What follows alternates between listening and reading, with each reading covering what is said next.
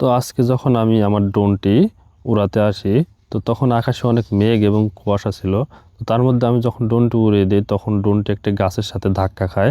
ধাক্কা খেয়ে গিয়ে মাটিতে কোথাও একটা পড়ে যায়। তো পড়ে যাওয়ার পরে আমার ড্রোনটি ক্রাশ হয়ে যায়। তো আমার থেকে প্রায় 100 মিটার দূরে আমার ড্রোনটি গিয়ে পড়ে। তখন তো আমি খুব দুশ্চিন্তায় পড়ে যাই যে আসলে আমার ড্রোনটি কোথায় পড়লো। আমি তো চোখে দেখি নাই, আমার থেকে অনেক দূরে পড়ছে। তো আমি ড্রোনটি আদৌ খুঁজে পাবো কিনা জানি না। তো পরে আমি দৌড় দিয়ে আমার ড্রোনটি যেদিকে পাঠিয়েছিলাম সেদিকে গেলাম।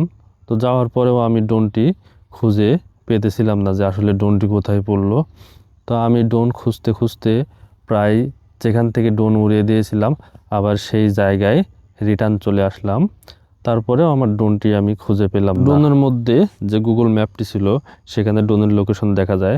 তো সেই লোকেশন দেখে দেখে আমি ড্রোনের কাছে চলে গেলাম। তো ড্রোনের কাছে লোকেশনটা যখন পৌঁছায় সেখানে গিয়েও আমার ড্রোনটি আমি তাও পেলাম না। তখন তো আমি আরও হতাশ হয়ে গেলাম যে আমার লোকেশন আমি ওভারটেক করে ফেললাম, তারপরে আমার ড্রোনটি খুঁজে পেলাম না।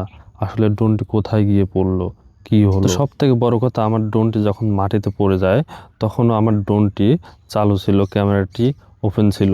তো আমি ক্যামেরাটি যখন উপরের দিকে মুভ করলাম তখন দেখতে পেলাম পাশে একটি ফুল গাছ আছে।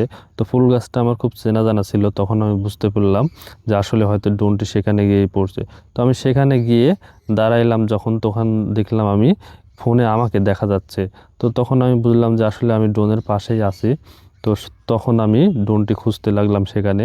তো সেখানে খুঁজতে খুঁজতে একটি ছোট ভাই ছিল সেখানে, তাকে আমি জিজ্ঞেস করলাম যে এদিকে আমার ড্রোন আসছে নাকি, তুমি কি দেখছো?